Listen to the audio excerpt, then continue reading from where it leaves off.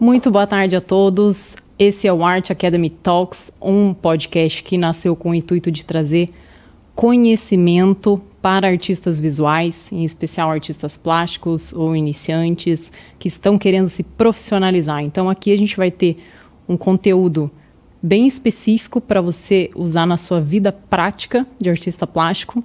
E nós vamos começar falando sobre nada mais, nada menos do que assuntos de direitos autorais, arte original, inteligência artificial, registro de obra, tudo isso, tudo que envolve a lei, o que pode, o que não pode fazer, se você pode pegar uma foto da internet, pintar, esse tipo de coisa. E eu trouxe hoje um convidado super especial, que é o Dr. Rômulo Mingotti, que ele toca um escritório de advocacia especializado em propriedade intelectual, e direitos autorais está dentro disso. Então a gente vai bater esse papo muito útil para vocês. Aproveitem. Rômulo, muito bem-vindo. Obrigado por ter aceitado o convite de estar aqui conversando esse assunto super específico para nós e tão importante para quem pinta, né? Às vezes a pessoa pinta só por hobby, às vezes ela vende o trabalho dela, como é que funciona isso, o que ela pode fazer, o que não pode fazer. Tem uma galera sendo processada hoje no Brasil por plágio, né?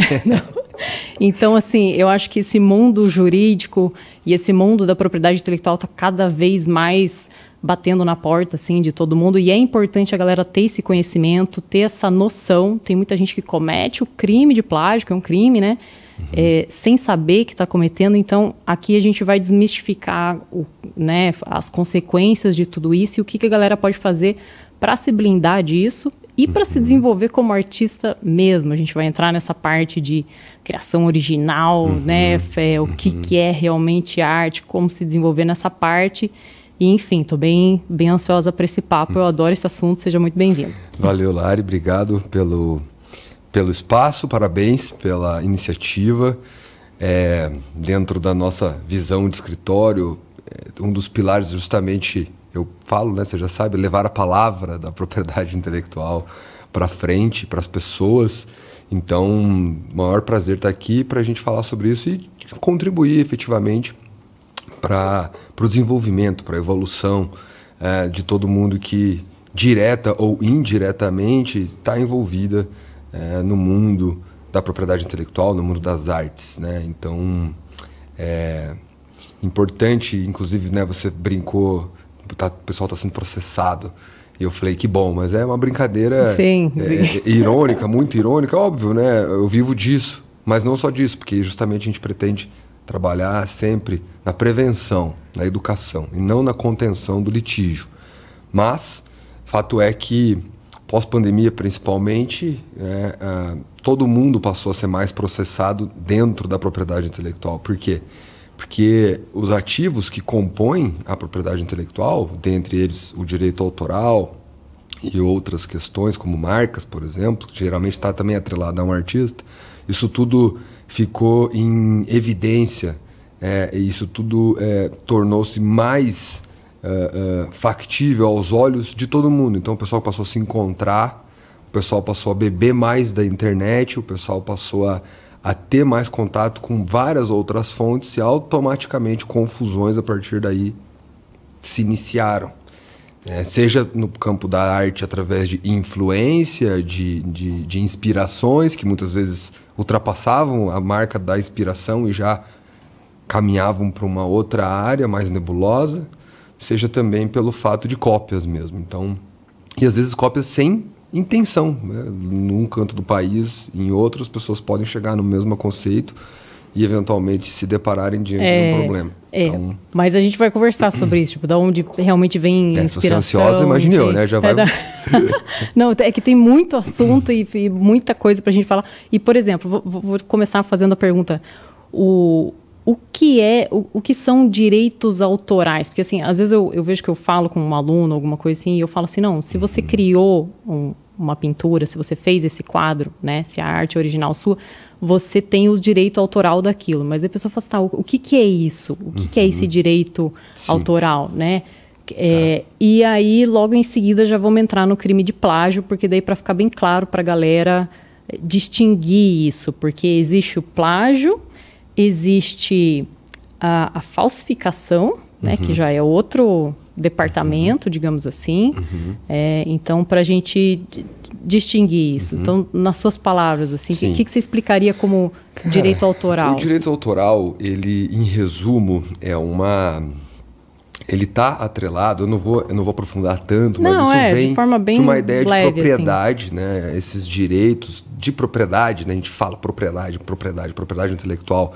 E dentro, vamos voltar um pouco, né? O que é a propriedade intelectual? Então, ela é um grande grupo e dentro dela se divide em 2 pequenos grupos. Os direitos autorais e os direitos de propriedade industrial. Então, a propriedade intelectual ela abrange isso. O direito autoral, então, ele é composto por direitos de propriedade, ou seja, direitos de exploração econômica daquilo que você cria através do seu espírito humano, está escrito na lei. Criações derivadas do espírito humano que vão possibilitar que você explore economicamente essa obra, licencie, venda, enfim, faça o que você quiser dela, e também direitos morais. Então, dentro do bojo do que é direito autoral, a gente tem mais novas 2 divisões, direitos patrimoniais e direitos morais. Os direitos morais têm a ver com a possibilidade da sua obra, ou melhor, a impossibilidade de adulteração da sua obra, a necessidade obrigatória de você ser efetivamente nomeado autor daquela obra em todas as formas que essa obra seja exposta e etc. E os direitos patrimoniais, portanto, têm a ver com a exploração daquilo. Mas o que são esses direitos autorais? São a junção dessas 2 coisas aplicadas a derivações de criações do seu espírito atreladas a um suporte. Ou seja, não existe ideia, não existe direito autoral sobre ideia. Obrigatoriamente, isso precisa sair da sua mente, do seu espírito e materializar. E ser materializado em um suporte. A partir do momento que isso acontece, há o nascimento efetivo dessa obra e a partir daí também com ela os direitos autorais. Perfeito. E eu até vou fazer um parênteses aqui, já vou fazer um gancho para a questão do que distingue uma arte autoral sua de uma cópia. E pensem assim, galera, quando você olha uma foto na internet, uma arte na internet, você vai falar assim, nossa, que lindo isso, eu quero pintar isso, né? Aí você vai lá e pinta esse quadro. Você entende que a ideia, né, essa parte, né, que antecede a materialização, a ideia não foi sua. A ideia foi de outra pessoa. E aí você foi lá e materializou, mas a ideia não é sua. Então, o direito autoral ele acontece, né, contigo quando a ideia é sua e você materializa. E aí sim, você pode vender aquilo, reproduzir, licenciar. A gente vai falar também um pouquinho sobre contrato de licenciamento, que é uma das formas que o artista plástico tem de ter alguma renda, né, alguma coisa assim. Então, essa é a grande diferença. E a pessoa pode falar assim, tá, mas eu me inspirei naquilo, mas eu criei um negócio um pouco diferente, assim, né? Uma releitura, digamos assim, né? Mas a lei também protege esse, né? Esse algo diferente, ele é considerado uma obra derivada dessa original. Então, sim, você também está, na verdade, cometendo um plágio se você falar que essa obra derivada, né, de certa forma, foi totalmente sua criação. Claro, eu entendo que tem casos e casos, né? Tem casos que você se inspira, mas cria algo completamente distinto. E tem casos que tá na cara, você coloca lado a lado, você vê, fala assim, não, isso aqui é óbvio que a pessoa, quem criou isso, veio disso, né? Então, é bem amplo, né? Acho que sempre tem que ver cada caso. É uma linha bastante tênue, né? Entre uma inspiração, porque, na verdade... Eu não sou artista, né? Mas vamos lá. Todo mundo é. Um pouquinho, na verdade, né? As pessoas, muitas pessoas gostam de desenhar e pintar, ou de música, etc. E acabam exercendo essa expressão artística na vida. Mas eu acho que essa veia artística, meio que todo mundo tem. Né? A diferença é que algumas pessoas botam isso para fora, ou exploram mais isso. Né? Tem um autor que chama Steven Pressfield. Ele fala isso. Existe um mundo comum e o mundo, ele chama de mundo extraordinário. O mundo extraordinário seria assim, o seu inconsciente, seu subconsciente, tudo que rola, né? Enfim, que não é o mundo comum. Isso. E o artista, a diferença é que ele acessa mais esse mundo extraordinário. Ele vai e volta, vai e volta, vai e volta, fica lá um tempo, volta. E muitas pessoas não ficam acessando isso tanto, não aflora tanto e não expressa isso de forma externa. Mas todo mundo tem esses... Sim. Né? O que no bojo, né, da tua pergunta, a inspiração, porque eu falei que eu não sou artista, né, mas assim, por que eu falei isso? Porque na minha visão, raríssimas exceções de um gênio realmente é que ele tem um clique e desse clique ele tira algo da cartola, antes nunca visto. Inclusive, daí talvez sobre isso pode até existir algum outro direito de propriedade intelectual, eventualmente. Mas tem até aquela frase célebre, né? Nada se cria, tudo se copia. Eu parto do pressuposto que, até no mestrado agora, tem um autor que eu estou estudando, ele fala muito de matéria e memória. E o que ele quer dizer com isso, né? Ele entende que, a partir das vivências e das experiências que nós temos na vida, sejam quais forem, visuais, sensoriais, gastronômicas, enfim, tudo, isso em algum momento, atrelado a outras experiências que a gente teve, diante de um fato cotidiano, vai te gerar um insight. E aí a maneira como você vai trabalhar esse insight é que vai gerar, para quem está ao seu redor, uma outra memória, porque você pegou tudo isso, somente projetou algo, e você geralmente põe isso para frente. Você fala com alguém, e aí essa pessoa ouve isso que você falou, e automaticamente ela também já vai ter outra, e assim o mundo acontece. Então, você se inspirar em algo é uma coisa. As obras derivadas, elas também já pressupõem uma autorização. Por exemplo, você vai pegar um romance e vai transformar numa novela, é uma obra derivada. Você vai pegar um romance e vai transformar em uma coreografia, no musical, é uma obra derivada. Pressupõe o quê? A gente falou no começo, autorização, direito moral. O autor diz que precisa ser consultado e por aí vai. Agora, o plágio, ele já avança um pouco mais. Ele não está na casa da inspiração, pode até ter sido ali no princípio a base fundante dessa obra que vai ser, que é a plagiadora, o plágio.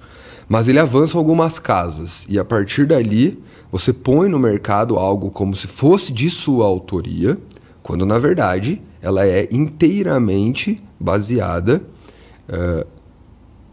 em traços, em características, em questões inerentes do autor originário. Perfeito. Essa é a linha que, inclusive, na justiça é muito difícil de você trabalhar, porque, ora, vamos lá, eu vou trazer um exemplo tosco, você vai me ajudar com algo mais complexo, mas vamos lá. Pô, eu olhei um pôr do sol, fui lá, pintei um pôr do sol.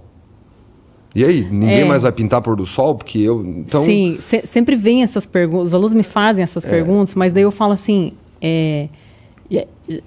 não tem como você confundir, porque assim, não é porque todo mundo pintou um cenário parecido que todo mundo está plagiando, não é isso. Até porque existe um negócio que se chama identidade, impressão digital do artista. Exatamente. Se você colocar 1000 pessoas para pintar o mesmo pôr do sol, elas vão criar 1000 artes distintas, cada um ali com a sua identidade digital. Isso sem pensar que a pessoa está fazendo uma cópia, né? Pensando que a pessoa está criando ela com base nessa inspiração que é o pôr do sol. Mas entenda assim, o que está acontecendo hoje no Brasil é uma questão que aí você já prejudica outro artista em vida, né? E nem necessariamente em vida, né? Porque o direito autoral ele ainda existe 70 anos após o óbito. Isso, então, vamos entrar pode ser em morte, você está prejudicando os herdeiros. Depois vamos entrar nessa questão de quando que a arte entra em domínio público, né? Que daí você pode, beleza, explorar. Mas vamos pensar que um artista plástico, até porque a ideia aqui é a gente orientar os artistas a se tornarem melhores artistas e profissionais, etc e tal. Então, se coloque no lugar de um artista que já construiu uma carreira, né? Já tem todo ali um portfólio, o cara se desenvolve como artista, já conquistou ali os clientes, o mercado, etc. E hoje ele está vendendo lá a arte original dele, né? Que ele cria por, sei lá, 50 mil reais um quadro. E aí vem outra pessoa e copia, às vezes, né, a arte dessa pessoa, vende, tem lucro com isso. Então a questão está aí. Esse lucro que esse outro artista está tendo por pintar os quadros que são, né, está prejudicando de certa forma, né, esse artista original. Então a questão aqui é você entender e se colocar no lugar, porque se você pretende também ser um artista de sucesso, né, às vezes você é prejudicado por isso. Outra pessoa está copiando suas artes e vendendo mais barato do que você. E aí como é que fica, né? É uma questão comercial. E eu acho que a lei até ela traz isso, na lei de direitos autorais tem essa questão, né? Para fins comerciais. Porque a pessoa fala assim, poxa, Lari, mas eu gosto da arte de fulano de tal. Eu não posso pintar um quadro dele para aprender, para fins didáticos? Pode, né? Você pode fazer isso, você não vai estar cometendo um crime. Porque senão a galera que vai ficar assustada vai falar, meu Deus, não posso pintar mais nada, né? E não é isso. A questão é você copiar a arte de alguém e ter um fim econômico, ter um lucro ali e prejudicar essa outra pessoa que gerou essa arte original. É no mínimo injusto, digamos assim, né? E lembrar que direito autoral, quem tem o direito autoral daquela arte, ele pode dispor daquilo ou não, ele tem essa liberdade de escolha. Então, por exemplo, ele pode falar assim, galera, pode me copiar, eu não ligo, né? Existe essa possibilidade. Ou ele pode falar assim, não, eu não autorizo a reprodução das minhas obras. Ou autorizo para fins didáticos e tal, mas não para fins comerciais, né? É o que eu faço, por exemplo, quando nos meus certificados de autenticidade. Eu falo assim, autorizo a reprodução para fins didáticos, mas não autorizo para fins comerciais, né? É meio que isso. Vamos falar sobre domínio público. O que é uma arte em domínio público? Vamos lá. O conceito de você ter vamos chamar de um monopólio de exploração de uma obra que você criou, ela vem numa ideia primeira, né? É a função social envolvida nessa obra atrelada ao artista. Depois eu tenho que falar um pouco da função social das obras de uma maneira geral, que aí vão fazer referência às limitações que existem aos direitos dos artistas, que entra o fair use, que entra, enfim, esses detalhes onde esses direitos patrimoniais, enfim, eles ficam um pouco de lado em prol da sociedade. Mas o domínio público, então, ele acontece depois que... e aí cada país tem a sua legislação. Agora, tem países que são 100 anos, 60 anos, menos, mais, após a morte do artista. Tem, inclusive, um exemplo, um parênteses, né, no Mickey Mouse agora, que esse ano, inclusive, um monte de gente foi processado também, porque, o Mickey está em domínio público. Não é o Mickey. É o Mickey, primeiro Mickey, desenho preto e branco, feito em 1900, lá vai bolinha, que caiu em domínio público depois... todos aqueles anos após a morte do criador. Exatamente. Né? E aqui no Brasil são 70 anos, é isso? Depois da morte do criador. Então, ou melhor, 70 anos contados a partir do primeiro dia do ano seguinte à morte do criador. Ah, tá. Então, se você morreu em janeiro... Esses 70 anos vão iniciar em janeiro do ano seguinte. Do outro ano, entendi. Do 1º de janeiro do outro ano. Isso eu não sabia. E por que isso acontece? Esse período de exploração monopolista, por assim dizer, vem para incentivar, primeiramente, o artista. E aí você já faz um link aí com a inteligência artificial e o desincentivo disso, mas deixamos isso por mais pra frente. Já vamos chegar lá.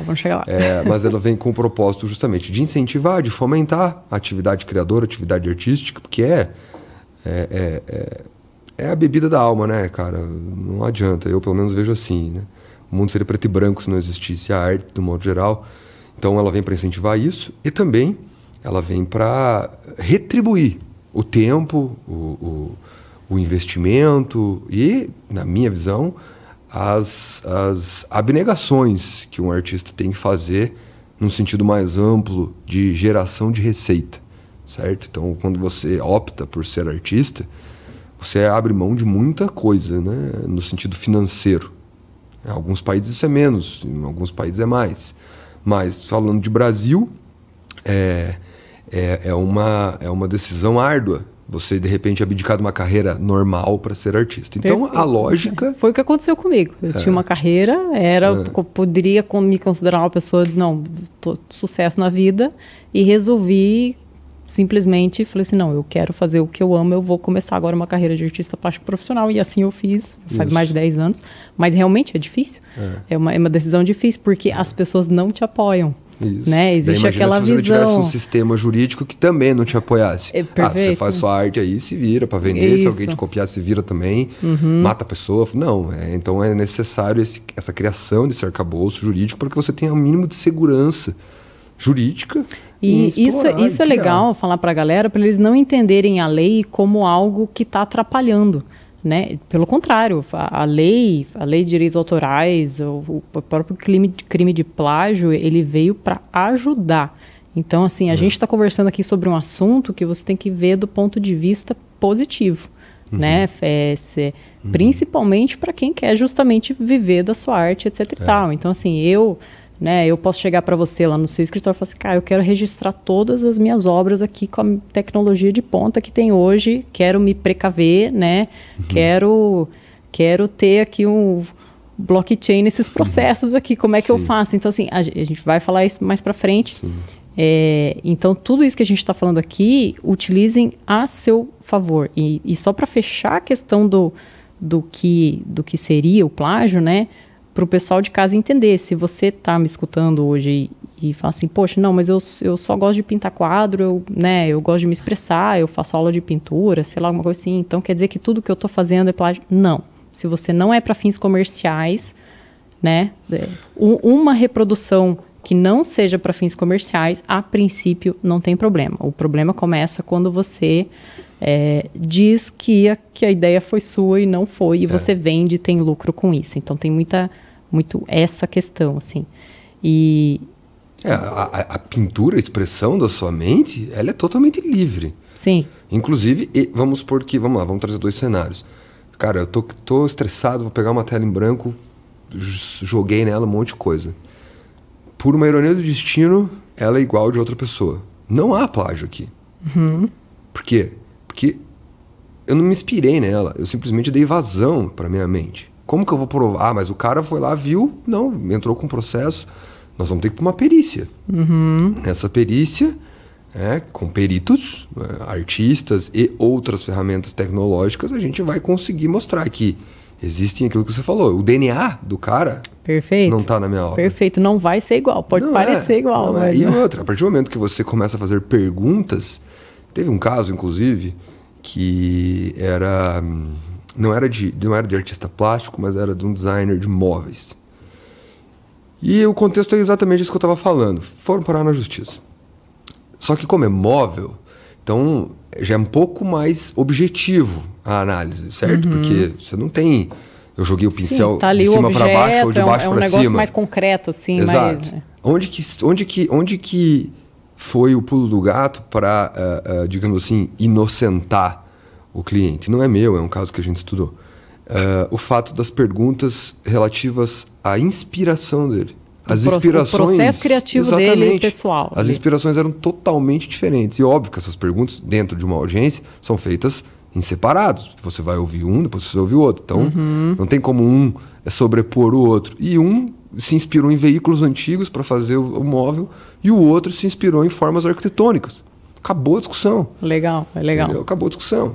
Então, uma releitura, ela é uma inspiração e etc., mas o produto final é dissociado da obra que você se inspirou. O plágio não é. E você assina o seu nome. E a falsificação é um plágio, só que você assina o nome do artista originário. Para vender uma obra como se fosse dele. É o que eu falo para as pessoas. O que eu assino no meu quadro? Cara, você assina o seu nome. Seu nome civil, seu nome artístico, seu pseudônimo, seja o que for. Mas, mas eu pintei aqui um Van Gogh, eu copiei um quadro do Van Gogh. Você vai assinar Van Gogh? Não, cara, você vai assinar o seu nome. E as pessoas perguntam isso, e é bom explicar isso. Claro. A gente está aqui para isso.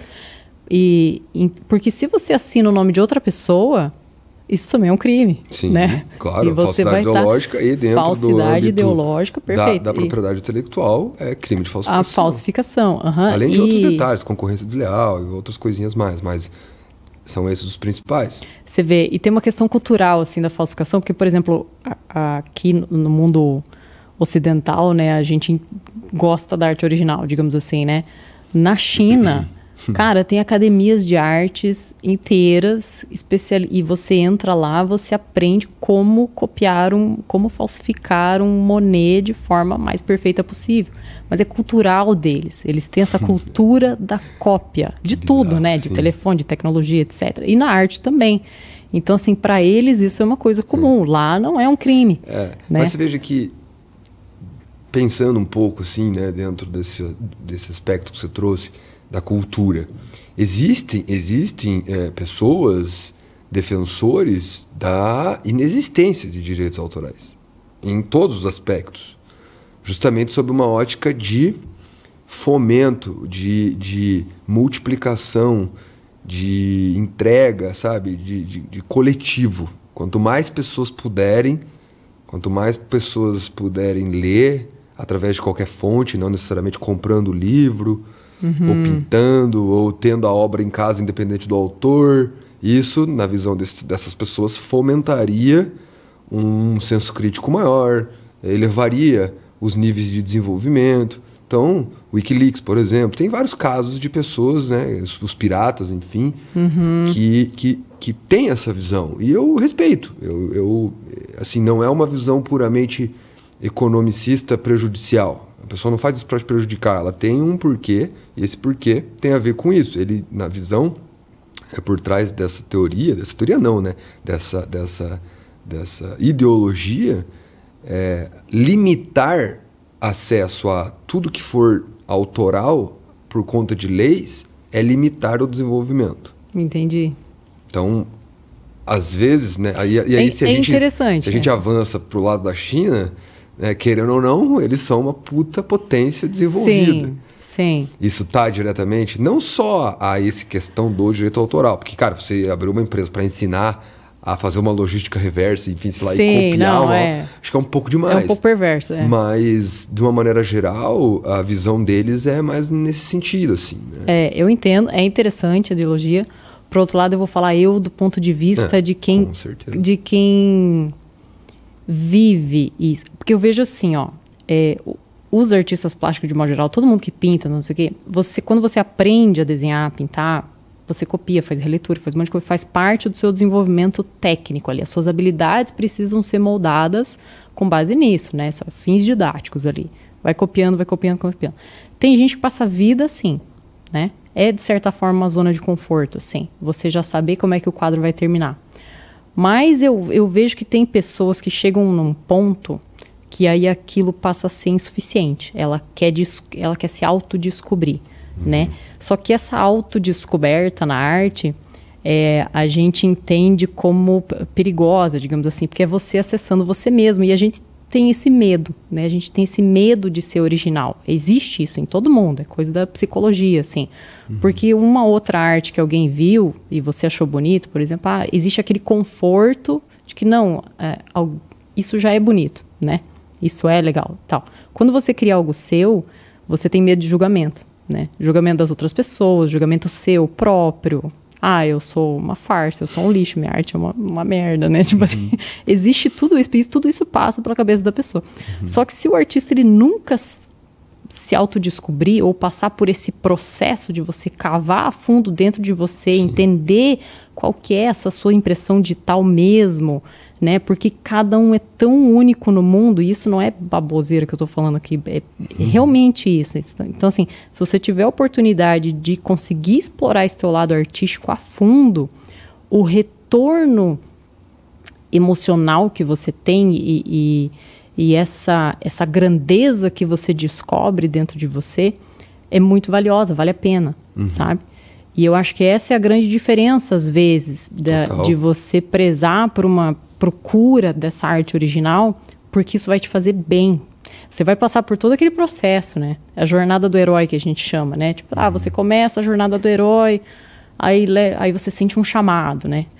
Aí você vai, conquista, aí você leva uns tombos, aí tombo. De repente aparece um mentor ou outro, alguém para pegar na tua mão, levantar. Sim. Aí tem a guerra final, né?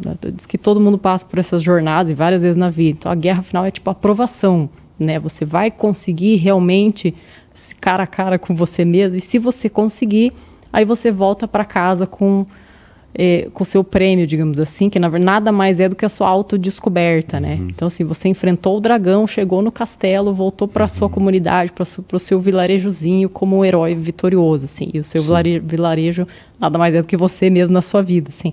Eu achei interessante essa abordagem, porque às vezes a gente se perde. Às vezes a gente se perde, tipo, pinta um quadro, vender, fica só pensando em preço. Beleza, tem que pagar as contas? Tem que, né? Mas tem como você ser um artista plástico profissional de sucesso e pagar suas contas, tem como. Mas eu acho muito difícil uma pessoa conseguir ter uma vida de sucesso como artista sem ela passar por essa jornada. Sim. Sabe? Sem ela ter essa autodescoberta a fundo. Porque aquilo vai ter significado, aquilo vai ter essência, aquilo vai ter... vai dar satisfação, entende?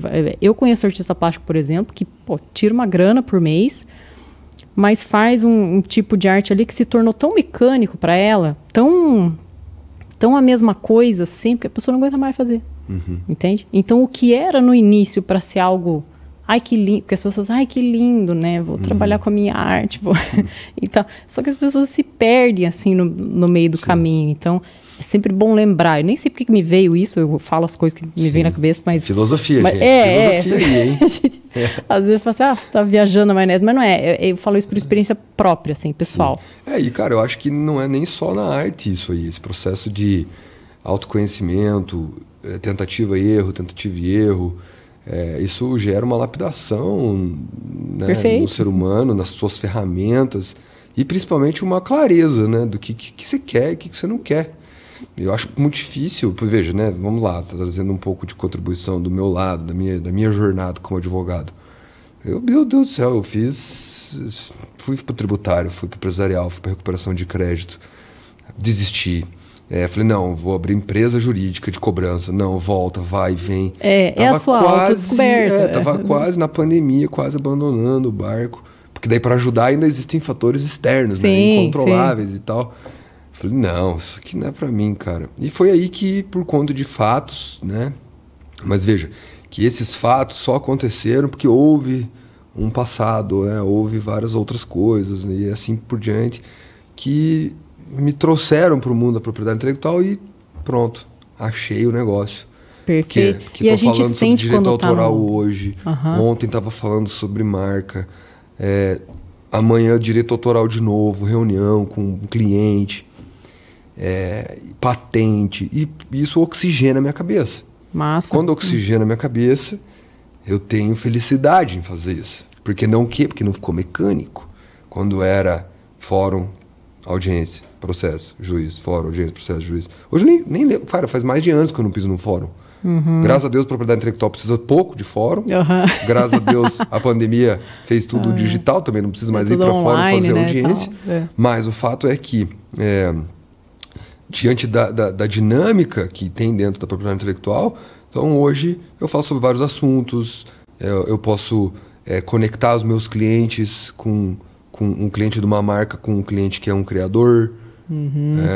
A Lari, que trabalhou na nossa identidade visual como artista, de repente alguém, vamos lá viajar de novo, mas um cliente meu inventou um pincel mirabolante que vai servir para você.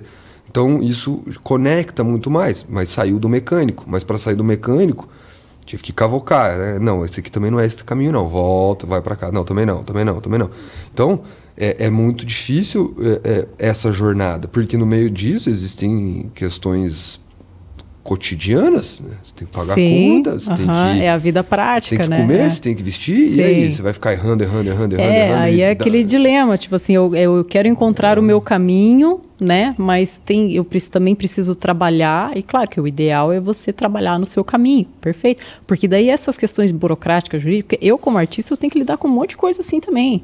Também, é CNPJ, é nota fiscal, é transporte, é burocracia, coisa que na verdade, né? Não é só ir lá no ateliê e pintar quadro, tem uma série de na verdade também é um coisas. conceito meio errôneo que as pessoas acham, né? Que a vida do artista, ela é... paz e amor. Cara, você é um empresário como qualquer outro. Perfeito, e se você não tiver essa mentalidade... Você tem que ter noção de gestão, você tem que ter noção de prospecção de clientes, outros business, né? Side business, criar uma academia como você acertadamente fez. Eu não sei, mas existem outros mecanismos. Se você olha... tem um artista que ele faz uns quadros, ele envolve em acrílico bombas, dinamites, ele pega uma Mona Lisa e transforma, ele usa muito piche, cara, anda de Porsche. Sim. Vive em Miami, tem a obra dele, ele é brasileiro, tem a obra dele, esqueci o nome dele agora, cara. Mas eu vou lembrar, depois eu mando. E ele é artista plástico. Sim. Ele é artista plástico. Porque não só... Bom, ele é um artista, não sei também, né? Essa diferença do plástico pro pintor. O pintor é diferente do plástico, mas ele junta tudo. É artista plástico. Ele junta... Porque ele faz escultura, você compra... Sim. Tem uma, e é caríssimo. Tem uma maleta dele que eu quis comprar muito, que era uma maleta em acrílico com um monte de nota de $100 embaixo. E essas notas, cada nota, as de cima, né? Elas tinham uma caricatura em cada rosto de cada nota. E aí junto tinha...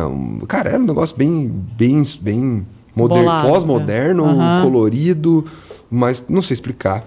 E, cara, o que esse cara eu vejo muito? Relacionamento, o que ele tem de relacionamento com artista, com piloto de Fórmula 1, com cantores.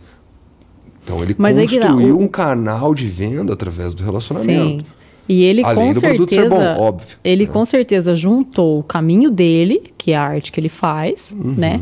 Mas se você não tiver esse tino, essa questão e acreditar, né? Porque eu acho que as pessoas... Quanto tempo ele ficou na garagem dele lá? Perfeito, ele teve um momento de se autodesenvolver. Que chegou, né? No cliente efetivo. Isso. Que deu boom na vida dele. E nunca acaba, porque o artista ele nunca, tipo, pronto, você tá sempre em desenvolvimento. Esse cavocar, ele é constante, assim, né? Então você vai se transformando e vai evoluindo. E a gente tem muito artista plástico brasileiro de sucesso, que ganha grana mesmo, que tá indo bem. Tem muita gente que paga as contas, paga colégio do filho, tá? É uma profissão como qualquer outra, né? E eu vejo que assim como, sei lá, cara, qualquer coisa que você for fazer, você vai vender cachorro-quente, né? Tem gente que vende o cachorro-quente e tem gente que cresce a barraquinha do cachorro-quente, né? Tem gente que fala assim, não, eu vou fazer o melhor cachorro-quente possível, eu vou fazer isso, aquilo, tenho o diferencial, e daqui a pouco ela tá com 12 barraquinhas, e daqui a pouco não sei o quê, daqui a pouco... Então, o artista plástico é a mesma coisa, né? É o jeito que ele lida com a própria profissão. E essa autoimagem é importante, porque se você já começar nisso pensando que vai ser um fracasso, cara, vai ser um fracasso, certeza absoluta. Se não tiver amor envolvido também na parada. Isso, então é a ideia de você entender que é possível se profissionalizar na área, trabalhar para fazer com que isso aconteça e não esquecer nunca dessa parada de essência, de ser genuíno e de autoconhecimento, de se cavocar. Mas vamos... Falando dessa parte prática mesmo, né, de dinheiro, não sei o quê, eu comentei do contrato de licenciamento, né? Explica pra galera o que é isso, assim. Cara, o licenciamento nada mais é do que você, dentro daquele binômio direitos morais e direitos patrimoniais, os direitos morais são inalienáveis. Sobre isso você não consegue fazer nada. Não tem como você mexer nisso, né? Não tem como... Agora, os direitos patrimoniais... Você pode fazer o que você quiser. Se você pintar uma obra e deixar para que um terceiro explore economicamente ela, você vai fazer através de licenciamento. Então, o licenciamento nada mais é do que você viabilizar a que terceiros explorem economicamente a sua obra, da maneira como for. Como, Rômulo? Então, por exemplo, você pode, a preço cheio, pintei ou tirei uma fotografia e vou... Um exemplo concreto, a foto que ficou clássica agora nas Olimpíadas, o Medina voando na onda com o braço para cima. Bom exemplo. Cara, enquanto as Olimpíadas estavam acontecendo, a equipe de assessoria do fotógrafo, porque daí, aí na verdade tem vários contratos envolvidos, né? Porque o fotógrafo que trabalha para as Olimpíadas, ele também tem um contrato de cessão das obras para as Olimpíadas. Então já são 3 ou 4 contratos envolvidos. Mas vamos resumir. A Tilibra, editora de cadernos, já no meio das Olimpíadas já estava negociando a cessão dos direitos patrimoniais sobre essa foto para estampar nos cadernos. Então, ali, vamos trazer esse caso concreto. Então, aqui, por exemplo, pode ter acontecido um preço. Quanto vai custar? Vai custar $500 mil. Tá pago. E a partir daqui... E pode ter o lucro que for e não interessa. Ou você vai estabelecer royalties, vai entrar no risco da operação. A cada caderno vendido, X% vai ser atribuído ao fotógrafo. Então... porque tem que lembrar que lá no começo das Olimpíadas, o Medina também cedeu os direitos de imagem dele. Sabe? Então são contratos sucessivos. E para a galera de casa entender, por exemplo, em se tratando de foto, né? Você fala assim, quem que tem o direito autoral, sem ser as Olimpíadas, falando de fotografia de modo geral, quem que tem o direito autoral da fotografia? Não é quem foi fotografado, é o fotógrafo que tirou a foto, porque a arte em si foi o fotógrafo que gerou, que criou. Isso para o pessoal entender, assim. Então, se você, às vezes eu falo para meus alunos, tire você as fotos de referência que você quer usar para sua arte, né? Então, assim, se você está lá num café, você quer tirar foto. Todo mundo tira foto para o Instagram, né? Por que as pessoas não tiram foto para pintar depois? Assim, tenho esse hábito, assim, é uma forma de você criar uma arte original, né? E ninguém vai poder problema, dizer... você não vai mostrar não, cara. Fui eu que tirei isso. Essa foi minha inspiração, né? É o ideal, assim. Então, o direito autoral é de quem tirou foto, do fotógrafo. Então, quando você quer pintar um quadro com base numa foto que você achou na internet, você precisa pedir autorização para o fotógrafo. Tem né? Detalhes, assim, né? Também você não pode, por ser fotógrafo, fotografar uma pessoa na rua e... Sim, aleatório, assim, né? Você precisa de uma autorização. Inclusive, teve um outro caso que foi muito comentado recentemente, que um fotógrafo tirou uma foto de um gurizinho sentado no meio-fio, com uma cara meio de sofrido, assim, e uma terceira pessoa tatuou essa foto. E belo dia, o mundo ele é implacável, a mãe desse gurizinho falou, ué, o que meu filho tá fazendo na tua perna? Aí pisou no calo da mãe, né? Daí... Não, você pensa, olha a amplitude da gravidade do problema, a sucessão de erros, aí, entendeu? Né? Porque o fotógrafo, se ele fotografou aquela criança e guardou no portfólio dele e nunca vinculou aquilo, nada. É dele. Apesar de ser antiético, na minha opinião, porque é uma menor de idade. Tá. Você precisa pelo menos falar com a mãe, enfim. É direito de imagem é personalíssimo. Ninguém pode fazer... Tá na Constituição. Exatamente. Assim como os direitos autorais dentro da parte dos direitos de personalidade, que tem a ver com os direitos morais. Você ser nomeado autor da obra, ninguém assim, e por aí vai. Beleza, o fato é que isso aconteceu. E aí? Faz o quê agora? Porque a mãe queria que tirasse a tatuagem. Como é que faz, né? Aí entra num outro direito de personalidade, que também tem a ver com a sua imagem, que é o seu corpo. Sim. Pô, tá, mas eu vou me submeter a uma sessão de laser. É uma disputa de um monte de princípios ali. Exatamente. Aí você tem que levar para o judiciário vai ter que fazer um balanceamento aí de princípios, né? E quem que paga quem? O tatuador que chegou, que não pediu para o cliente de onde que ele tirou aquela foto, que também seria uma conduta interessante. De onde essa foto? Quem que é essa pessoa? Já vou comentar de um caso que foi julgado, acho que ano passado. Não sei, achei na internet. Não vou tatuar, bicho. Sinto muito. A questão aí vai pro fotógrafo, viu? E quem que vai indenizar essa criança? Sim. Né? Vai ser uma sucessão de responsabilidades. Na minha visão, entra todo mundo na ação. Sim. Entra o fotógrafo, entra o tatuador e entra o tatuado. Depois, entre eles, que se bagunça, virem. Né? Não é o ponto aqui pra gente explicar a responsabilidade civil. Mas olha como existem atos que envolvem direitos autorais, que envolvem direitos patrimoniais, que envolvem responsabilidade civil. Tem muita coisa envolvida. E é por isso que cada caso tem que ser analisado de uma forma única ali, no caso concreto, né, que chama no direito. Porque tem realmente várias possibilidades. Eu lembrei de um caso que foi julgado recente, o ano passado, aqui no Brasil, de um tatuador que foi condenado por plágio. Porque o que aconteceu? Ele fez uma tatuagem numa pessoa, até aí tudo bem, né? Se ficasse ali, que nem você falou, não ia dar nada. Mas aí ele participou de um concurso, desses festivais, que não sei o quê, e ele ganhou, né? E aí o dono da arte, quem criou a arte original, falou assim, não, peraí, esse desenho foi eu que fiz, né? Esse desenho é meu. E aí ele entrou com processo de plágio, né? E ganhou inclusive indenização, tudo e tal. Sim. Mas qual que é o pulo do gato aí? É ele ter recebido um prêmio com base na criação de outra pessoa. Porque se ele não tivesse recebido esse prêmio, se ele não tivesse tido esse lucro, digamos assim, né? Não ia acontecer nada. Não, né? Provavelmente, né? A grande dificuldade... Não que tivesse certo, entende? Moralmente estava errado. Ele ia ser indenizado igual, mesmo sem ter recebido um prêmio. Se o autor da obra descobrisse que ele tatuou numa terceira pessoa e ofendeu os direitos morais, por exemplo... mas sabe o que eu vejo? As pessoas processam por plágio, elas processam por plágio quando veem que existiu um lucro da outra pessoa em cima da arte dela, geralmente. Porque só por copiar, a pessoa ela chega e fala assim, cara, você está copiando minha arte, mas dificilmente ela vai entrar com o processo.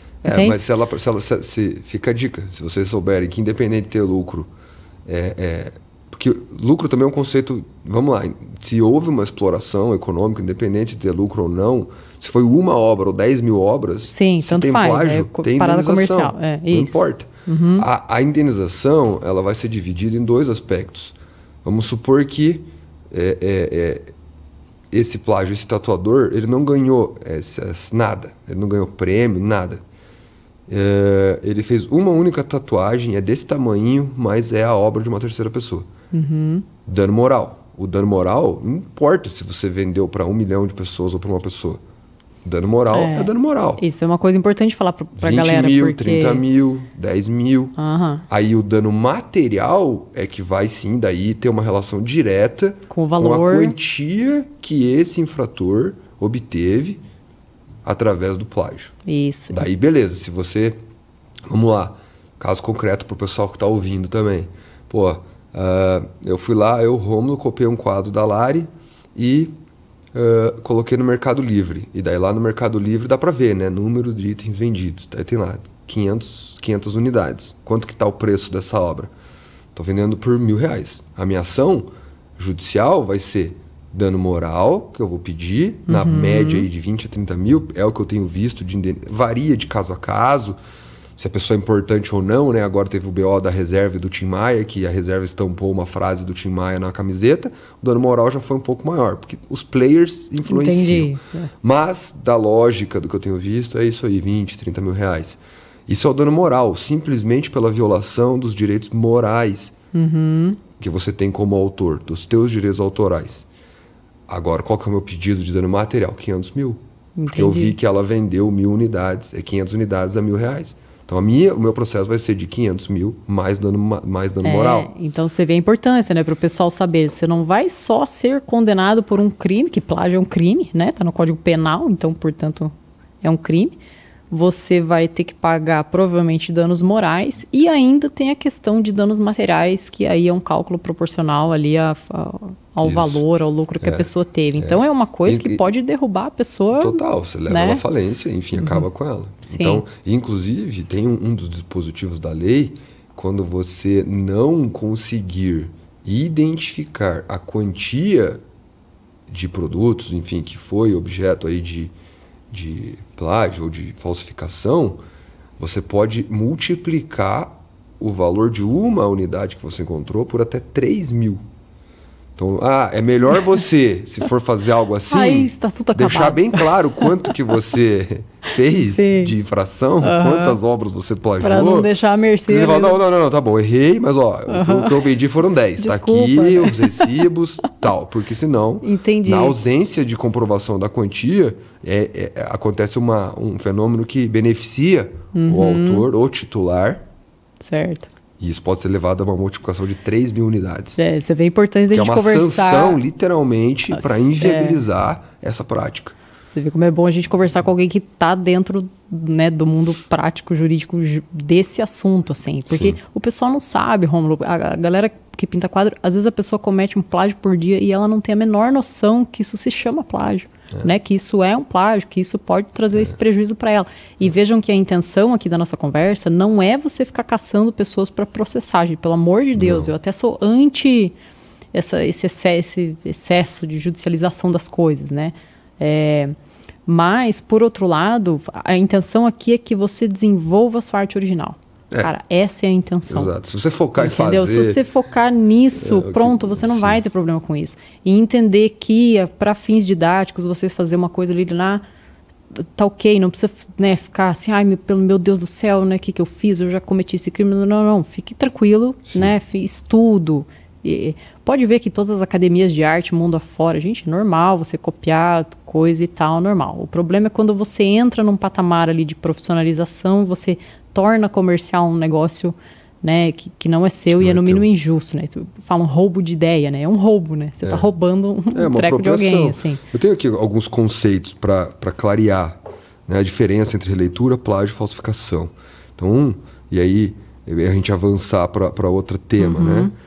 A releitura, né, é uma nova interpretação ou versão de uma obra existente onde o artista se inspira ou adapta ao conceito original, criando uma obra nova com identidade própria e traços distintos. Uma releitura respeita a originalidade da fonte, não copia. O plágio é quando alguém copia ou usa uma obra ou parte significativa, tem esse detalhe, dela, né, sem dar crédito ao autor original, apresentando-a como se fosse criação própria. Plágio é uma violação de direitos autorais e prejudica a originalidade do artista original. Ah, perfeito. Agora eu lembrei de uma coisa muito importante pra galera. Essa questão de mencionar. É que nem quando você vai fazer um trabalho de faculdade, quem já fez faculdade, o pessoal fala, plágio, sim, o trabalho, né? Monografia, todo mundo. Então, assim, você vai mencionar um parágrafo lá que você tirou de um livro, de um artigo de outra pessoa, você tem que dar a referência. Você tem que falar, olha, eu tirei esse parágrafo aqui, quem falou isso foi o autor, foi fulano de tal, no livro tal, no artigo tal, sei lá o quê. Na arte é mais ou menos a mesma coisa, né? É a mesma lei que rege tudo isso. Então, poxa, me inspirei aqui, criei uma releitura, né? Releitura é você reler com os próprios olhos, digamos, com você relendo, né? Mas essa inspiração, quando você menciona a fonte da sua inspiração, e isso serve muito para Instagram hoje, né? Quem posta arte na internet, fala assim, pintei um quadro aqui e tal. Bota ali, não custa nada. A gente coloca assim, olha, me inspirei na arte de fulano de tal. Você vai estar bonito, elegante. Cara, você vai estar sendo educado. Tá se livrando de muito BO. E você está se livrando de um BO grande só por ter mencionado a referência, porque daí isso indica que você não roubou a ideia. Você não quer dizer que a ideia foi sua, não. Você está mencionando de onde veio, né, a origem daquela ideia. Então, pronto, isso é uma dica boa para o pessoal, né, não vão... Porque eu acho que tem gente que vai assistir que vai começar a tirar as coisas da... nossa, vou deletar aqui minhas fotos do Instagram aqui. Porque, cara, menciona a referência sempre que você puder. E é importante também o teor do conceito, onde fala de parte significativa. Não precisa ser inteiro. Tudo. Se existir uma parte substancial ali que já evidencie que não é teu DNA, já vai cair no conceito de plágio. E por fim, a falsificação, que ela envolve a criação de uma cópia ou imitação de uma obra de arte com o objetivo de enganar. Então vamos lá, né? No subjetivo, o plágio, você não está querendo enganar. Pô, você se valeu de uma outra pessoa, mas você botou o teu nome. Está flopando. Ou a falsificação existe um intuito. Existe uma pretensão dolosa de enganar efetivamente e se enriquecer ilicitamente. Né? Então, envolve a criação de uma cópia, a imitação de uma obra de arte com o objetivo de enganar. Geralmente com a intenção também de vender como se fosse uma obra original. Tipo quem compra um boné da Nike, mas não é da Nike. É o Xings Longs, né? Ele tá comprando às vezes, quem vende fala, não, isso aqui é Nike, né? Isso Exatamente. Aqui. Aí não Exatamente. É mais ou menos isso. E só para também fechar uma coisa que veio na minha cabeça que ficou em aberto, são quando a arte pode ser usada fora desse cenário, né? Que seriam as limitações, as exceções. Então a gente falou de permissão do autor, certo? Então uma obra de arte pode ser usada sob algumas condições, usada sem os meios tradicionais, certo? De cessão, etc. Quando que eu posso usar sem medo? São essas as limitações. Quando tiver permissão, obviamente. Quando cai em domínio público, que a gente acabou não concluindo, né? Então o domínio público é quando você encerrou toda essa ideia de devolver para o artista tudo que ele gastou, tudo que ele investiu e pôde explorar a obra dele. Então agora cai em domínio público. Libera o acesso a todo mundo trabalhar, mexer, manusear, apostar, ganhar dinheiro, fazer o que quiser, botar no moletom o Mickey de 1930, certo?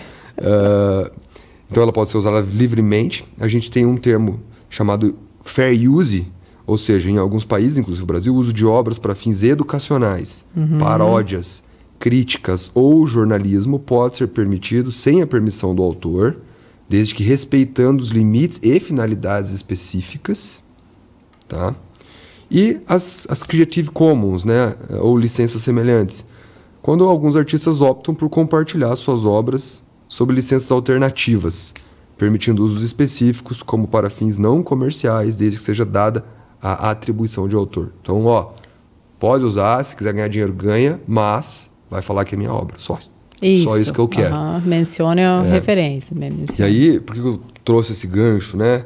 Porque isso tem sido uma saída hoje em dia que artistas plásticos, artistas musicais, enfim, artistas têm encontrado para minimizar danos, minimizar prejuízo, ou pelo menos minimizar a fadiga de ter que ficar em alerta o tempo inteiro para saber se a obra dele. Então, o que acontece? Bancos de dados que fazem justamente o quê? Essa a reunião de obras, fazem essas sessões, então elas obtêm as autorizações, os licenciamentos, as sessões de direitos dos artistas, centralizam em uma plataforma e aí, automaticamente, como elas se tornam titulares dos direitos patrimoniais, que foi o que a gente falou lá no começo, aí elas transacionam isso livremente, porque já se resolveram com os artistas, com Entendi. os autores, com os pintores. A gente começou sobre até... dois modos legal. também. Banca o cara ou... Então é o seguinte, nós temos aqui todo um mecanismo, tecnologia, marketing, blá, blá, blá, para conseguir levar a tua obra para frente e teus direitos patrimoniais ficam sob nossa gestão. Se alguém comprar, fizer um download, etc., você vai receber X%. Então, isso também são mecanismos que estão atrelados aí a esses tipos de E aí, NFT usos. entra aí? Ou não? É outro universo? Não. Antes da gente entrar nesse universo pouco diferente. de registro, Biblioteca Nacional, né? Que a galera fala muito de biblioteca. Eu preciso registrar na Biblioteca Nacional os meus quadros, mas na verdade isso eu entendo que está um pouco até, não digo ultrapassado, mas existem melhores formas de você fazer isso. A gente já vai falar sobre isso, acho que é um assunto que interessa bastante a galera. Mas só para não perder...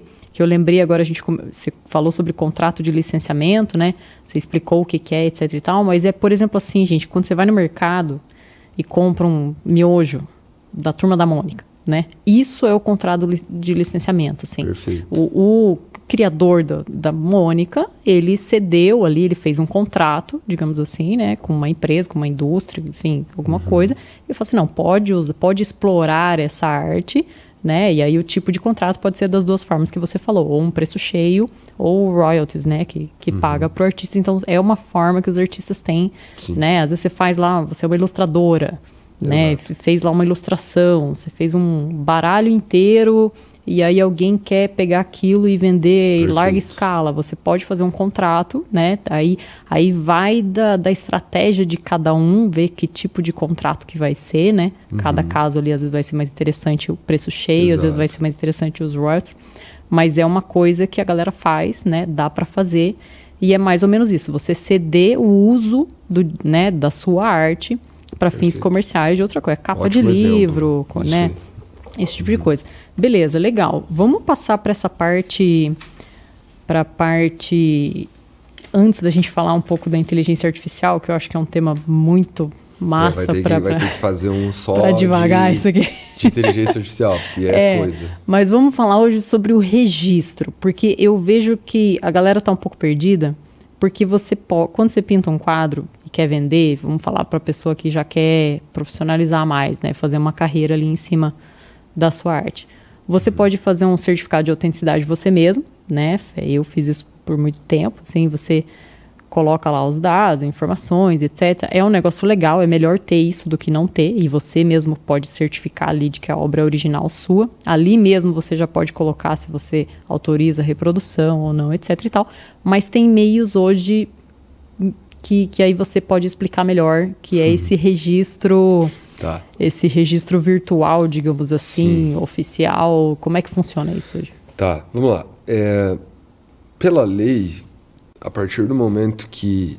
pela lei, não, é desnecessário, ou pelo menos era desnecessário, juridicamente falando, formalmente falando, a obrigatoriedade de você dar registro a uma obra autoral através de qualquer tipo de formalidade. Não entendi nada, Rômulo. Vamos lá. Se você tem uma marca, para ela ser sua, obrigatoriamente você tem que registrá-la no INPI. Se você inventou um negócio inovador que preenche os requisitos de uma patente, você precisa levar isso para o registro do INPI. E assim sucessivamente. Um software também. Um desenho de uma poltrona também. Então, existe lei que diz: se você quiser ser dono, você precisa registrar. E o registro é feito assim, assim, assim. Pro direito autoral, isso nunca existiu. Pro direito autoral, a nível mundial, a partir do momento que essa obra sai da tua cabeça e ela vai para um suporte materializada esse suporte, um papel higiênico. Você escreveu uma letra numa música, papel higiênico. Tá aqui a tua prova de registro, tá aqui a tua prova de anterioridade, para ser mais específico. O problema disso é que isso tudo é muito frágil. O papel higiênico se dissolve. Hoje nós estamos criando uma música, eu e você, tá num papel, o papel ficou com você, amanhã a gente brigou. E aí, o que a gente faz? O papel tá contigo, a prova de anterioridade tá com você, mas eu tava lá, eu compus junto com você.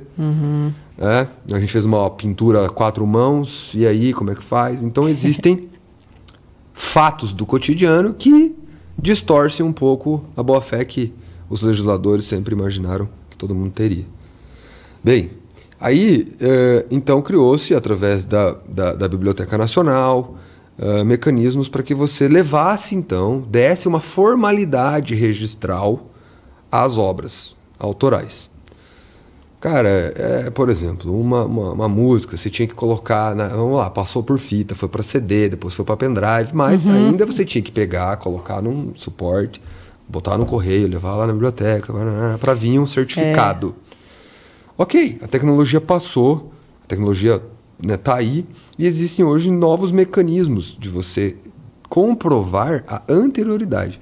Então, o registro talvez nem seja a nomenclatura mais adequada para falar sobre isso, mas fato é que nós estamos diante de uma prova de anterioridade. O grande problema de qualquer demanda judicial que vai envolver direito autoral é a prova de quem fez aquilo antes, em resumo. Né? Depois a gente vai discutir se tem plágio, se não tem, mas enfim. O fato é que, como que eu posso plagiar algo que eu fiz antes? Certo? Numa discussão. Agora pensa o seguinte, você pintou uma obra hoje, e eu pintei essa mesma obra 1 ano atrás. Só que hoje você pegou essa obra e você fez o teu certificado de autenticidade, ou botou numa blockchain, sei lá, você provou por A mais B que no dia 7 de novembro de 2024, às 13 horas, 14 minutos e 37 segundos e não sei quantos milésimos de segundos, aquilo lá foi materializado. Você trouxe aquilo para o estado da arte. Está aqui um documento, é meu. E eu não. E daí inverte. Você vê a minha obra e você me processa por plágio. Como que eu vou provar que eu fiz antes? Cara, até... É aquela velha história, né? Você vai ter que entrar com provar processo, que focinho de porco na tomada, você já gastou muito mais fácil ter o registro. Um processo judicial. Você teve que chamar peritos grafotécnicos, etc., que vão pegar aquela tela, caso ela não tenha sofrido nenhuma intempérie de sol, de luz, blá, blá, blá. E aí eles vão provar que aquilo lá existe antes do que o teu documento. Mas olha o desgaste, né? Que a pessoa Cara, tem que ter e o custo Deus, também exatamente. disso. Você assim, teve é que muito gastar mais fácil tempo, você ter um dinheiro, documento advogado, processo, custos judiciais. Um puta desgaste para ainda correr o risco de não ter êxito. Então, fez o negócio, existem várias plataformas, né? O nosso escritório tem uma dessas, por exemplo. Você vai, entrega para a gente a versão, a gente sobe isso no arquivo, já sai um hash. O que é um hash, né? Ele é tem uma nomenclatura, é uma sigla, né? Hash, mas em resumo ela é um código algorítmico que ele é reconhecido mundialmente, também no Brasil, obviamente, judicialmente falando, que vai te dar todos os metadados do momento, do minuto, do segundo, blá, blá, blá, blá, blá, que vão te viabilizar a garantia da anterioridade daquela obra. E por que nós falamos de hash? Porque como ele é um algoritmo, qualquer coisa que for alterada dali para frente não inaltera o que já foi feito. Então, não tem como ser... Vamos supor que você contratou um hacker, sei lá, e ele conseguiu fazer, entrar... Ele nunca vai conseguir mudar no que modificar já está feito. Ali, dali para frente ele até pode. Então, é uma prova cabal de anterioridade daquilo. E é altamente recomendável, especialmente no mundo, no cotidiano, nos dias que nós vivemos hoje, onde a internet está aí, você já não sabe, a inteligência artificial está aí, né? Por isso que precisa de um podcast só para isso, porque às vezes você pintou essa tua obra, postou no Instagram, está na internet, foi para o Google, está no banco de imagens. A inteligência artificial se alimenta do quê? De dados. Né? Dados, no final das contas, são imagens, sons, tudo se transforma em um dado no final das contas. E aí, daqui a pouco, essa inteligência artificial gera uma obra igual ou muito parecida com a tua. E aí, mais uma vez, você vai ter que brigar. Então aí fica a dica pra galera. É interessante não só você criar artes originais, como você registrar isso de alguma forma. E hoje tá muito mais fácil, assim. Eu vejo que a tecnologia facilitou, acelerou muitos processos, né? Tornou mais eficiente tudo isso. Então você pode ali, né? No mesmo dia ali que você criou, você já faz 10 minutos pra fazer e já registra. E isso é interessante para quem compra arte também. Total. Né? Porque a galera que compra, ela quer ter uma segurança de que aquilo é realmente, né, uma arte original de um artista. A gente chama isso no mercado da arte de procedência, né? Todo quadro ele tem um histórico, um currículo ali, né? Por onde ele passou. Ele saiu do ateliê do artista, daí ele foi vendido aqui no mercado primário, daí ele foi para não sei o quê, aí a pessoa morreu, foi para o inventário, daí foi para um leilão, daí de repente alguém comprou no leilão. Tudo isso a gente chama de procedência da obra. E aí, tendo um registro desse tipo, isso vai ficar tudo registrado. É aí que entra. Aí você consegue NFT, também. por exemplo. Isso, daí o NFT que ele rastreia isso, é isso? Independente do NFT, se você tivesse esse tipo de certificado, você já conseguiria também dar lastro para sua obra. Porque é muito difícil. Você trouxe aí um conceito de direito de procedência, né? Que você falou. Procedência chama. E também existe o direito de sequência, onde só que isso é ainda num contexto old school tradicional. Vamos trazer isso para a prática. Sim. Eu comprei teu quadro, Vida tá lá real. no meu escritório. Chegou um cliente meu lá, falou, cara, apaixonei por esse quadro. Gente, eu paguei 50 mil no quadro da Lara, hein? Aí eu chego pro cliente e falo assim, 100 mil. Ele me paga, eu tiro da minha parede, entrego para ele, mando o certificado para ele, tchau. Você, esquece. Pela lei, pelo direito de sequência... Pela lei eu teria direito nessa de uma nova porcentagem, transação, né? que eu fiz, você teria direito a um percentual. Isso é difícil na prática, porque não tem... Como que você vai fazer isso, né? Como é que você vai saber para quem vendeu, como vendeu? E é o que eu falo que no direito... como é que você comprova a propriedade de um quadro? Por exemplo, eu compro o quadro de outro artista, né? Eu comprovo que eu tenho a propriedade daquele quadro porque o quadro está ali. É o que chama de tradição, né? No direito. É a entrega da coisa, né? Então, assim, é diferente de carro, que você comprova que o carro é seu porque ele tem um registro lá do veículo, não sei o que tal. Isso. Quadro, não. Arte não, você comprova que ele é seu porque você está ali com ele do seu lado. Então, assim, você pode vender, o outro pode revender. Na matrícula. Todo mundo que comprou, passou, foi penhorado, foi para leilão, voltou. Você tem todo o histórico ali no cartório, na matrícula do imóvel. E no quadro não tem isso, a menos que seja NFT. Aí que entra, exatamente. Então, o que aconteceu? Quando veio a pandemia, a principal classe afetada foi a classe artística.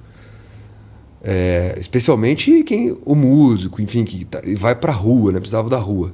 Não que o artista também não precise, mas foi nesse contexto que a discussão do direito de sequência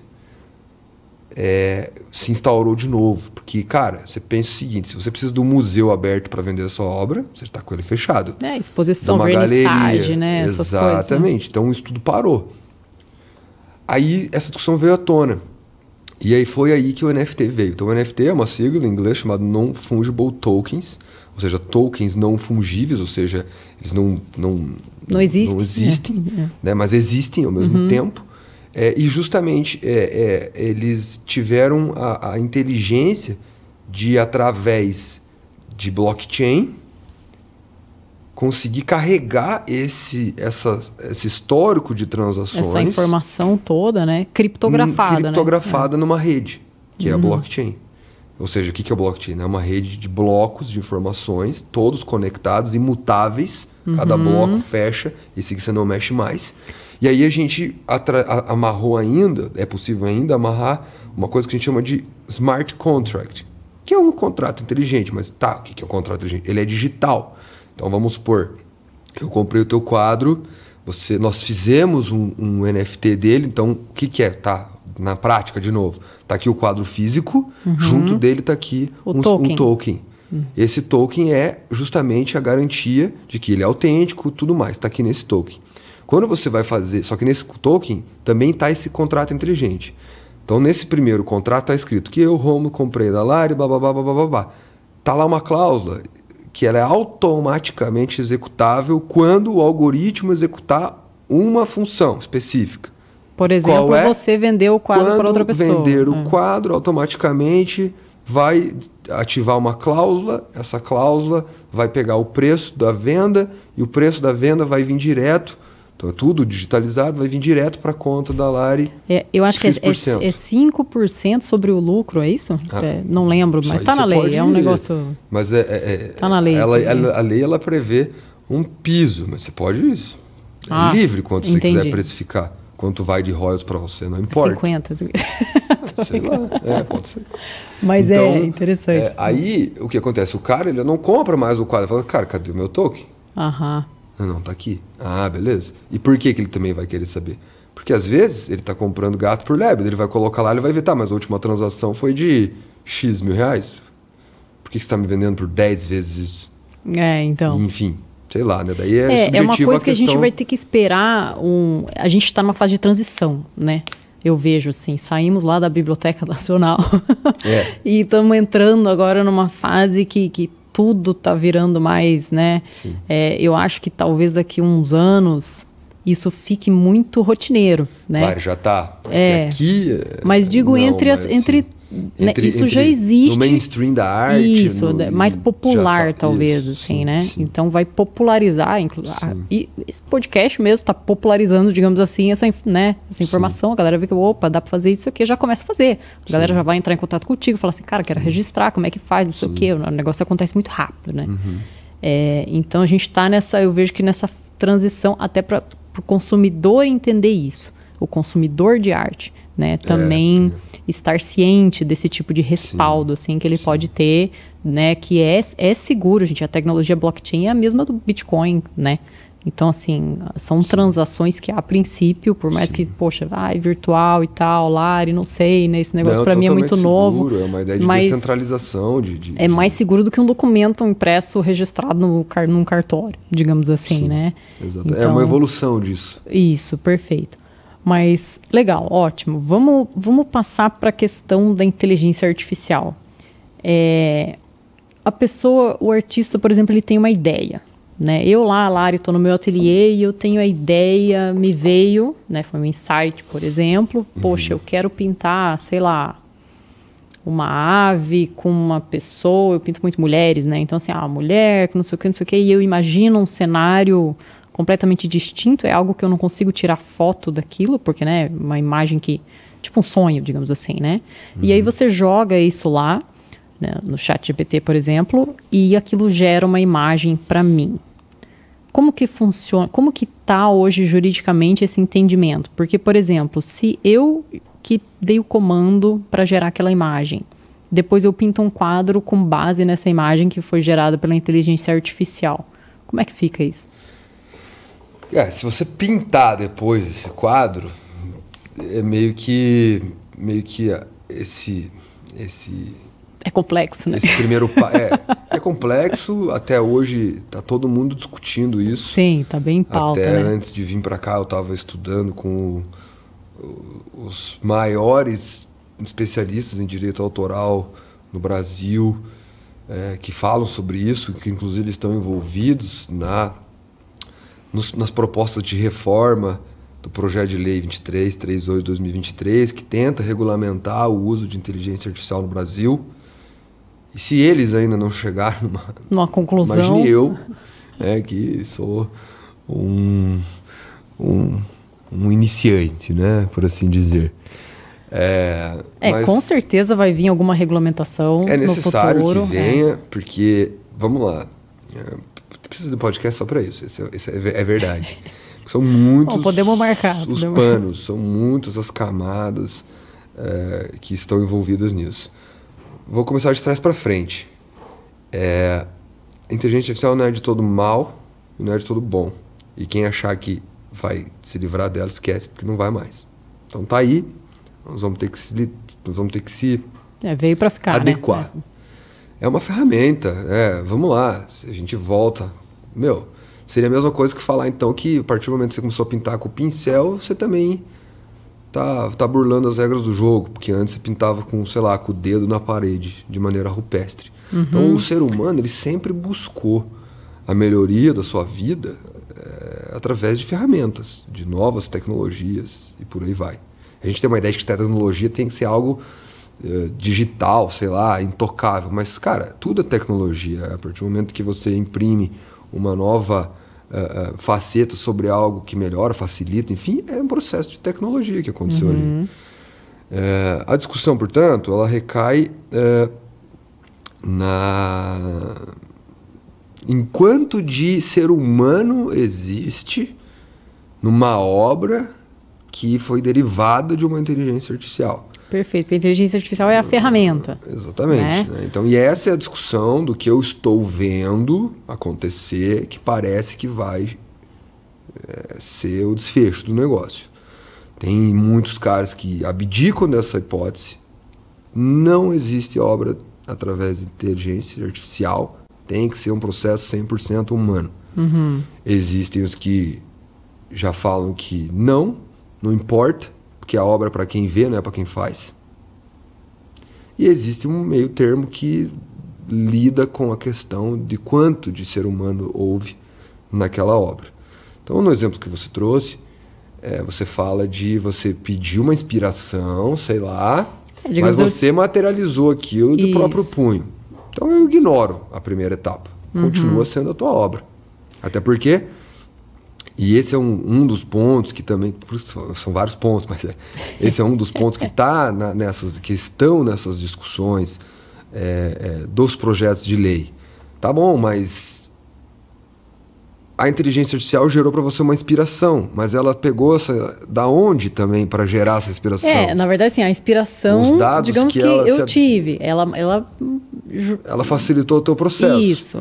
Então, nesse caso, você não estaria cometendo plágio nem absolutamente nada, porque hoje o que tem de concreto, de pacífico, que não tem nada de pacífico, é um negócio que está turbulento pra caramba, mas as opiniões se assentaram no sentido de que é domínio público. Então, você não cometeu nada a partir daquilo. Porque ninguém sabe quem é o autor, ninguém sabe de onde são os dados. Até porque a inteligência artificial, eles trabalham justamente, isso é importante falar, com essa questão do domínio público. Se eu for colocar um comando lá, por exemplo, eu posso pôr estilo impressionista, mas eu não posso pôr quadro do Monet, tal. Ele não gera. Ele dá uma mensagem assim, né? Não, nananana. Isso eu acho super legal. Isso eu acho muito bacana mesmo. Porque ele mesmo já barra o que talvez entraria em algo que poderia ser considerado um plágio ou alguma coisa assim. Eu vejo assim, todo software, tudo que é máquina, tudo que é tecnologia, a gente, se for comparar com o nosso cérebro, por exemplo, nosso cérebro é como se fosse um software também, né? A gente tem um mecanismo ali, a gente também é multidimensional, a gente também tem os comandos, também tem não sei o quê, mas a gente tem uma parte que agrega, que distingue o ser humano de uma máquina, que é justamente aquele campo, vamos lembrar do mundo extraordinário, né, que eu falei do começo, que é o inconsciente, subconsciente, que é todo aquele negócio todo. O teu histórico que você viveu, as emoções que você sentiu ao longo da vida, tudo que você enxerga, sente, cheira, vive, faz, né? Tudo isso, né, junto com a sua intenção, né, enfim, sei lá, com o seu espírito, com a sua alma, pode chamar de qualquer coisa, mas é algo que a inteligência artificial jamais vai ter. Esse elemento humano. Ela não vai conseguir sentir isso. Isso, né? E claro, ela tem dados. Se você alimentar ela e falar, faça isso numa perspectiva triste, depressiva, bêbada, ela vai fazer alguma coisa. Mas quando a gente não age com esse pensamento racional, eu estou bêbado. Exatamente. Você entende? Exatamente, sim, com certeza. É toda uma parada de outro nível, assim. Quando você tem um insight, por exemplo, de onde que vem insight?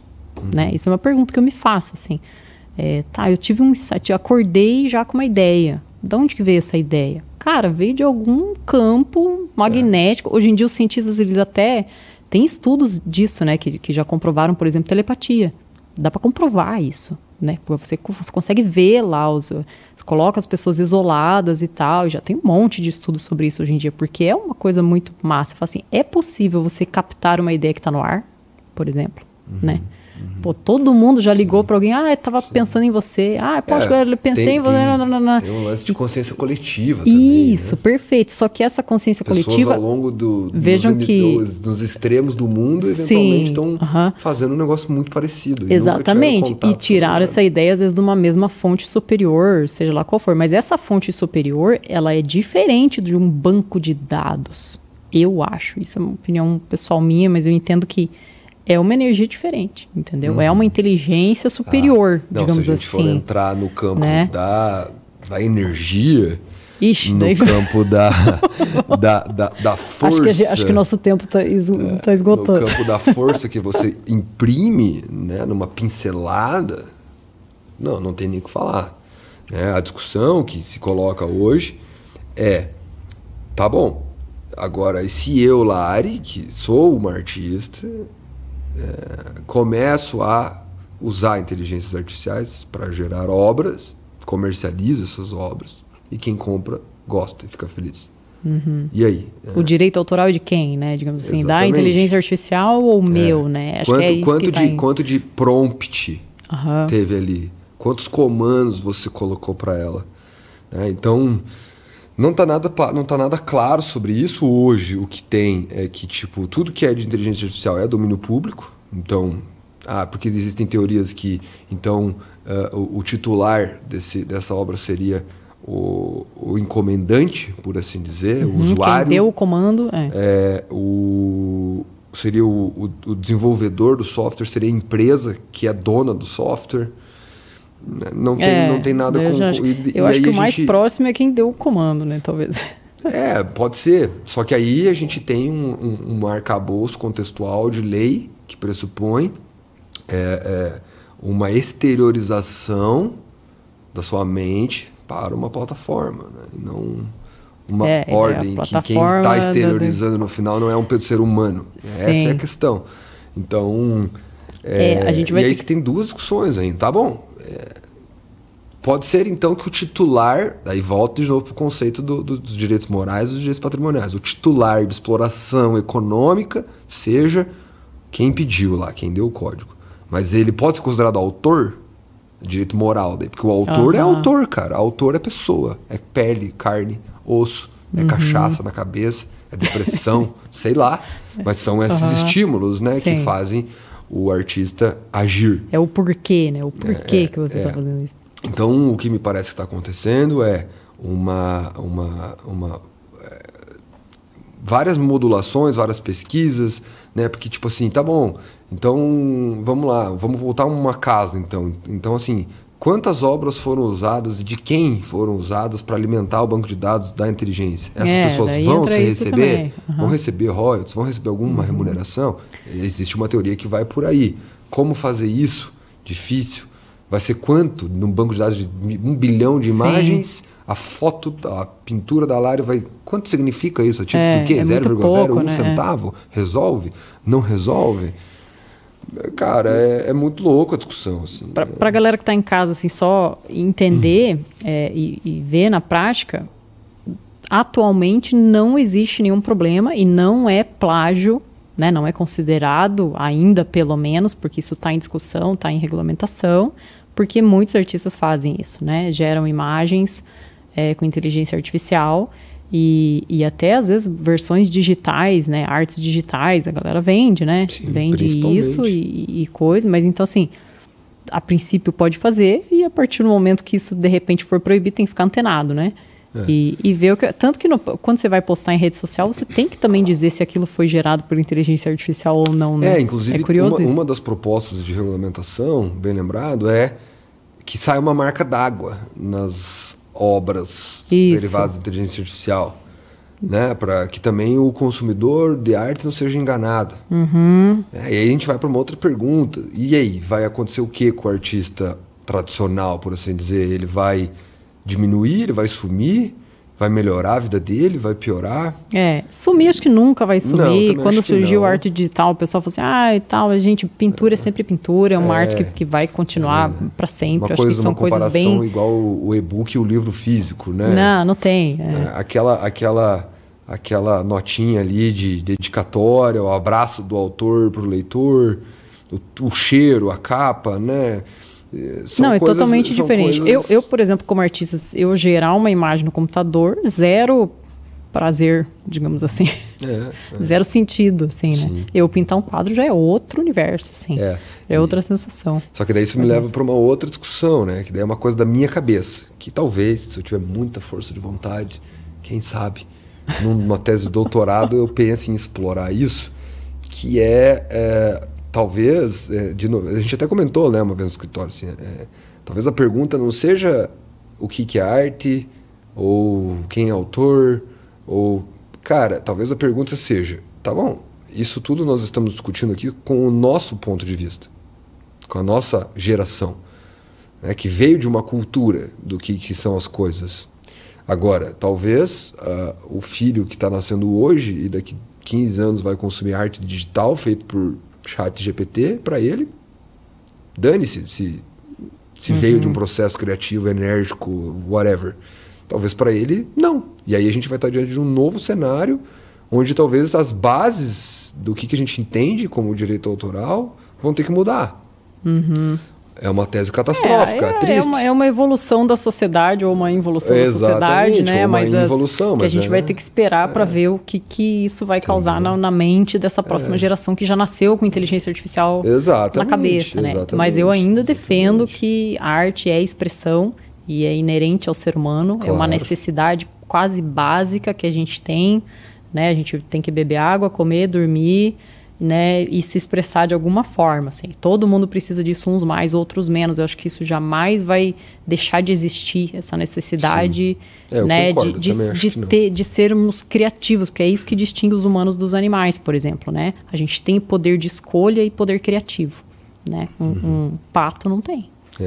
Às vezes pode até ter, na verdade tem muito animal que é muito criativo, mas digo assim, é o que genuinamente distingue. Tem até um macaco que fez selfie, né? Inclusive foi que começou a discussão também do direito autoral, se ele era autor, Rômulo, se ele não era. Eu preciso te agradecer você ter vindo, ter aceito esse papo. Quem sabe a gente converse mais em outros. Realmente o tempo é curto para a dimensão assim, dos assuntos que a gente tem. Mas muito obrigado por ter vindo esclarecer tudo isso. Obrigado, eu que agradeço. Quero que você fale um pouco do seu trabalho prático assim no escritório, de que forma que você pode ajudar, de repente, ou assessorar esses artistas plásticos que pensam, às vezes, em registrar que bonito, obra. Gente. Foi a Lari que fez essa parte da esquerda aí, tá? Essa aí tá logo do escritório. Enfim, a questão de contrato também, né? Ou editais de arte, enfim, acho que tudo que envolve esse universo, vocês estão ali com essa expertise, né? Isso. A gente optou por nichar completamente na área de propriedade intelectual, porque a gente entendeu que meio que aquilo que a gente falou até antes, assim, né? Quando você se entrega para um negócio específico e insiste nele, a coisa vai. Então, entendemos que mercadologicamente fazia sentido. Cascavel e região oeste do Paraná, que é onde a gente está, né? Mas apesar disso estar a nível nacional, precisava já disso, né? Eu particularmente me considero um apreciador, gosto, uso, consumo arte, até no couro, inclusive. Não, importantíssimo, tem. E a partir daí eu comecei a entender que, além, obviamente, de me entregar para esse mercado e como advogado, né, então isso me alimenta também, porque é uma profissão, mas que eu gosto dos problemas, abre aspas, que eu tenho na profissão. Eu entendi que como missão mesmo, como missão mais própria minha, eu precisava fomentar a parte da segurança, do jurídico e contribuir para o desenvolvimento da cidade, da região, do estado, do país, através da propriedade intelectual. Nossa. Como assim? Por quê? Porque, cara, países que são considerados desenvolvidos, em desenvolvimento, subdesenvolvidos, têm, dentre vários requisitos, o requisito de quanto de propriedade intelectual eles produzem. Olha que massa essa informação. Exatamente. Então, quanto que um país tem de patente, quanto que ele tem de marca, quanto que ele tem de transferência de contrato de tecnologia. É quase que um conhecimento criativo daquele país, assim, registrado de alguma forma, né? E é por isso que o país é desenvolvido ou não. Porque, cara, quanto mais arte você tem, quanto mais inovação você produz, quanto mais tecnologia, cara, mais desenvolvido você é. Então eu falei, cara, eu vou contribuir da minha maneira, pequena, média, grande, não sei até onde isso vai chegar, mas esse é o propósito, é de falar, explicar, levar a palavra, que eu brinco, e, obviamente, juridicamente entregar um processo, um trabalho, um serviço de qualidade especializado. Então, hoje parabéns. nós fazemos isso. Pioneiro na região, né? Aqui na região somos. Não tem nenhum escritório completamente nichado nisso. Aliás, nunca ouvi falar de ninguém. Isso sempre foi uma discussão que ficou para grandes centros. Porque, tecnicamente, é onde tem mais produção de arte e de propriedade intelectual do modo geral. Mas você consegue atender as pessoas do Brasil inteiro. Claro, né? E na verdade quem pensa assim se engana. Tem muita coisa acontecendo nas pequenas cidades. Você não sabe onde é que tem um artista. Você não sabe onde é que tem um inventor. Você não sabe, numa região como a nossa, de agronegócio, quanto de inovação tem no agro. Sim. Esses dias eu descobri que quem tem a patente daquela tampinha da lata de tinta, que é aquele plastiquinho, que uma lata de tinta, assim, antes ela só tinha parte do metal, assim, do alumínio, acho que é, né? E agora tem uma tampa de plástico que você pode abrir primeiro, ela é bem mais fácil de abrir e fechar, e aí você não evita que entre ar e você perca a tinta depois, né? Se você quiser fechar ela de novo. Então, quem inventou isso, cara, e eu sempre usei isso desde quando eu vi a primeira lata com isso, eu falei assim, cara, nossa, ainda bem que inventaram um negócio desse, facilitou muito, assim, muito porque antes massa, você né? entortava. Ainda bem que inventaram, você nem... Não, antes você entortava, pegava uma chave de fenda, abria a lata, entortava, pisava em cima, entortava ela inteira, depois para abrir de novo, ficava mal fechado, era uma desgraça. E, cara, eu descobri esses dias que quem inventou isso é daqui de Cascavel. É mesmo? Aham. Eu não sabia. E tem a patente da parada. Assim, você vê, o Brasil inteiro agora as latas de tinta são assim. Claro. Então você vê, né? Mas, e olha como isso é louco, porque está diretamente atrelado ao dia a dia, cara, da pessoa. Isso. Pô, você tá ali, o que você faz no seu dia? Você levanta, toma banho, come, até a hora que você vai dormir. Com certeza, se você parasse para analisar, alguma coisa que está envolvida nesse teu dia poderia ser melhorada, facilitada, que facilitaria muito a sua vida. Com certeza. Mas a gente apanha de estímulo o tempo inteiro que a gente não pensa mais muito, né, nas coisas. E assim vai, mas às vezes tem o cara que fala, cara, mas isso aqui tá me incomodando, velho. Não é possível. E esse cara desenvolve isso. Tem a solução, né? Então é muito prazeroso estar diante dessas pessoas, entende? E aí, enfim, né, para finalizar, fechando tudo, foi quando eu falei, é isso que eu vou fazer, e graças a Deus está funcionando, tem dado certo. As pessoas têm mercado, porque muito é de você abrir os olhos das próprias pessoas, dos teus clientes. Né? Aquele negócio, tem uma metáfora que vai, o cara manda 2 funcionários dele vender sapato na Índia. Aí um fala assim, cara, ninguém usa sapato na Índia, por que você me mandou para cá? E o outro fala, cara, muito obrigado, ninguém usa sapato na Índia. Então, né, é tudo uma questão de ponto de vista. E aí eu falei, cara, eu acho que tem, que cabe, e vamos embora, estamos fazendo isso, está funcionando. E registro de marca, você vê, eu mesmo, Lari Namastê, é meu pseudônimo, né? E hoje é minha marca, né? Eu tornei o Lari Namastê uma marca. É registrada, né, no INPI, tudo certinho. Então, assim, em território nacional, ninguém pode usar a Lari Namastê, só eu, né? Exatamente. Isso é uma coisa super interessante para mim. Sim. Né? E manter esse registro, ele dura 10 anos, né? Isso. Você vê, eu registrei em 2018, já. Daqui a pouco já tem que registrar de novo. Mas então, assim, a pessoa que tiver algum problema com plágio pode falar contigo. Sim. A pessoa que quiser registrar, às vezes usar a tecnologia do blockchain, registrar obras, pode falar contigo. Sim. Questão de contratos, patente, Sim. marca, tudo. O teu escritório engloba isso e mais um pouco. Exatamente. Toda a parte pré-contratual, administrativa, pós-contratos, organização de interesses nesses contratos, e depois, eventualmente, se der chabu, também a gente vai para o judicial e enfrenta, né? Lá também. E enfrenta. Isso. Mas é isso. Muito obrigado novamente. A galera que assistiu, obrigado por ter ficado até aqui. Compartilhem isso. Acho que é um conhecimento extremamente importante e útil para uma galera. Então, e que venham os próximos podcasts. Mandem as dúvidas, a gente vai ter o maior prazer de responder, porque sempre acaba sobrando. Sim, coisa, sempre né? tem milhões de coisas que a gente gostaria de falar, ou perguntas que podem surgir, podem comentar, a gente vai, na medida do possível, respondendo e orientando o pessoal. Top. Valeu. Obrigada. É nóis.